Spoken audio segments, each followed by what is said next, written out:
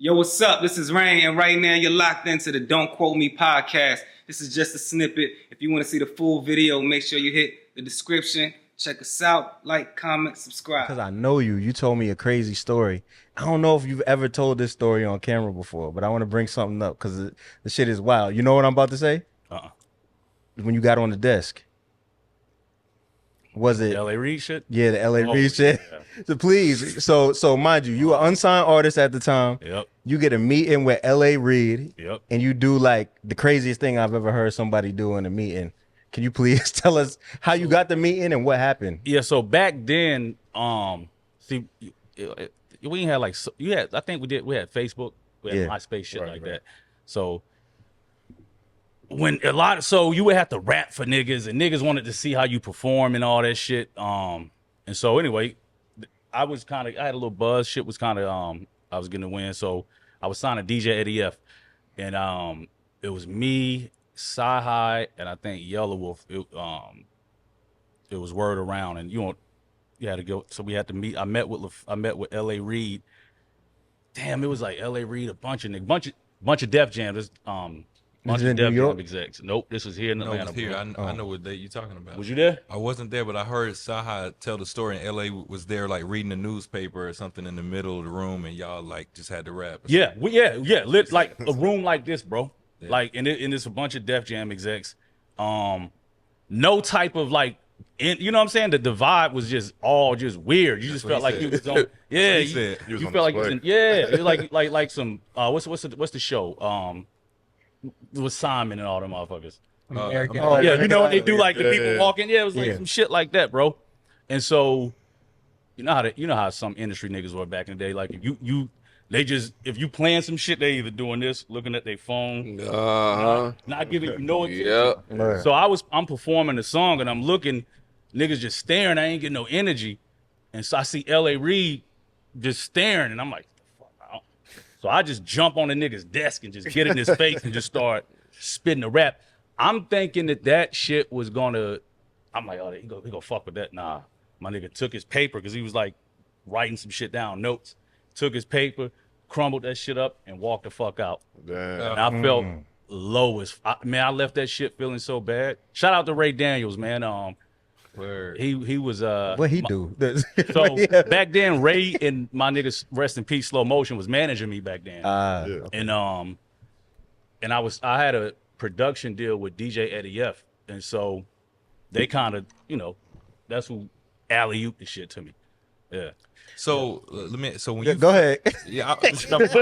My question is, so when you felt bad, like was like Ray or somebody there to kind of make you feel like, no, uplift your spirit. No, everybody made me feel like shit, bro. Because you know why? They told me to perform a certain song, and I was just like, I don't want to do that song. I want to do this shit I got. You know what I'm saying? Yeah. And so everybody was disappointed. Shout out to Biddy. Biddy was there too. Everybody was disappointed because I didn't do that song. So they thought by me not doing that song, that's what really fucked up the opportunity. So nobody was really, shit, niggas was going hard. Like, nigga, you fucked up, And so that shit made me feel just as bad. Like, oh, fuck. I'm going to be honest with you. I'm going to give Ray credit, because Ray was the only person that called who was trying to uplift me, you know what I'm saying, who didn't make me feel that bad. But everybody else, shout out my nigga Slow, man. That's my nigga. I love him to death, RP. Everybody's like, nigga, you fucked up. Why you ain't do the song? Why you? Shit, bro, I don't know. I ain't feel like I want to do that song. So, yeah. That was... In your defense, seeing the way your career has gone and who you ended up linking up with, you would have been a different artist. Oh, probably different if you got signed by LA Reid. Yeah, but first of all, I don't care who it is, nigga. Once I walk in this room and I start performing, if you're on your phone and you're reading your newspaper, fuck you. That was the energy, bro. I don't know why niggas. But listen, that's what he's saying. That was the energy that they was on. Look, Saha he said that it was like exactly what he's saying. He said he was like in the middle of the room, not like even looking up when niggas was performing. And he said Saha was like, I think he said he came on there like, I think he said he wore like something wild. I think he said he wore like a bathrobe or something like that. You didn't even look up. He said when he started rapping and everybody was going, and he said when he said all he saw, he said he knew he had LA Reid, when he was rapping and he wasn't looking up, and then he looked up and L.A. Reid put his paper down like this, like, who is this? And he folded it, and he like started watching him, and he was just like, I got him. And so he did. He sign him? Yeah, well, he did. He was in the process to sign him, but then I think first Saha used to be signed to Akon's brother Boo. Yeah, he was a Boo. And Boo came back in the picture and kind of muddied the deal a little bit. So and once then he started gaining traction, Boo tried there to you go. get some That's action what out of happened. it. That's what happened. And another thing is Chameleon said he went through the same thing. He went through that same shit. Yeah, he said with L.A. Reid. He said he was. Is that like a fucking L.A. Reid? I think so. Yeah, he said he was Paul Wall like and Chameleon at the time. He was he was the man, like, for real, on the internet and everything. So L.A. got word of him, and he had to go to New York. He wanted to see what he was about, and so he's like, he came in there. He was just like, yo, he like wanted me to rap for him. And he said he did, and he said he was like, man, when I walked out of there, he said, man, I felt like a loser. I would never. Yeah. I don't This give is Chameleon. under no Yeah. circumstance am I rapping for you. Yeah, he was like, he felt like a loser. He I That's play how I this felt, music bro. for you. Yeah. I felt I'm not like here to perform for you. But you got to think, he said it's like American Idol. People go out there with the expectation of Simon shooting them the fuck down. Like, they already expect it to be like the toughest critics in the world. Yeah. But you So can get on. you're like that. expecting them, like, for people to just be like, hit the buzzer. You say, yeah, you crazy. I'm not getting on like that. Good. But what fucked me up, and it was under my impression that they were there because they got wind of Yeah, they this did. nigga. Yeah, word. Yeah, so it some type of wasn't like I respect, was man. trying to audition for parties and I shit like that. understand that 100%. But yeah, I left that bitch feeling. I actually left feeling like, man, maybe this rap shit ain't for me. Yeah, For you, like, it's over. Like, shut that door. I know. I had to feel like that. 'cause imagine. Industry niggas is suckers. Yeah. They'll make you feel like that on purpose. Yeah, and that's yeah. why I'm so glad that this is the way the new era It's is. changed. Yeah. Rain. You don't need them. Yeah. It was harsh back then. I'm gonna be honest It with was. you. Yeah. Did you? I know you told the Fat Joe story before, but did you ever have an experience where like you walked out of a meeting because they was trying to? do Yeah, I mental walked out. game I shit? wish I could remember his name because I would put him on blast. But it was at Job Records. I walked out of a meeting.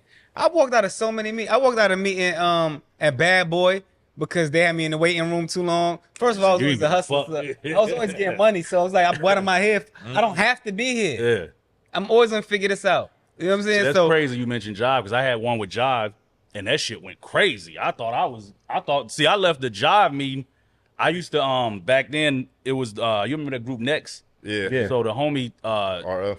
yeah, not RL, T-Lo was helping me out. And he was like, yo, I want to try to bring you to Jive. And so I did the same meeting, same type of shit. I killed that shit. I did some Janet Jackson. I jumped on a chair while I was rapping. You know, this shit. And lean Leaned forward. in, Yeah. 2 hours. The I split. looked, that bitch took my shirt off.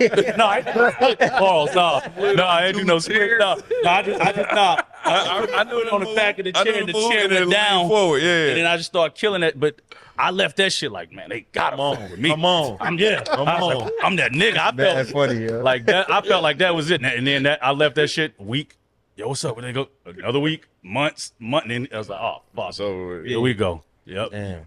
yeah, my story. They just had he was on the BlackBerry, and I walked out. They look. That's what they. Yo, Rain That was ain't two, give man. no Look, room. I used to Bro. the same guy. Yeah, no, that's fine. That's fine. I mean, I think that's like because you hear the stories where you rap like Jaren is doing and it works, and that Right. guy, and it happens, and then you hear the stories where it's like I'm not going for that. Yeah, I'm not going for that. But then it still works out. 50 Cent was there. I think he was trying to play his CD for like the Fat Boys, who was the rappers, and they was Right. trying to do a little something like a label or something. And he said he gave him this tape. And he said they were coming out the barbershop and he waited and this and that. He said they put the tape in. He said, and they was listening to it. And he said, then they just started like talking to each other during the tape. And he was like, yo, give me my tape back. Y'all niggas. He got his tape back. Jay Z said the same. I think Jay Z's first, like when he was trying to get on initially, Yeah. he said with I want to say Def Jam. I don't want to put this on Russ, but it might have been Russ. Yeah. But it was somebody at Def Jam, and they said they wanted Jay Z to rap, like rap for me. And he's like, I'm not here to entertain you. Play the music, but I'm not about to rap for you. Yeah. right. Yeah, no deal for you. That can either go Yeah. well for you or backfire badly. Facts. Because they can be like, because at that point you're feeling like the labels need you. Fact. They do. And they absolutely do. I understand that in a sense. And if I'm here to but play in a music, sense, why you asking me to you in the perform for you on the trenches table? and you ain't got, Right.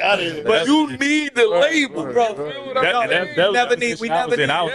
We never needed them, and it shows now, right? So that was the whole thing to begin with. But what the point I'm trying to make is, these guys at these, mind you, the whole industry is torn apart. None of them have jobs anymore because of that mentality.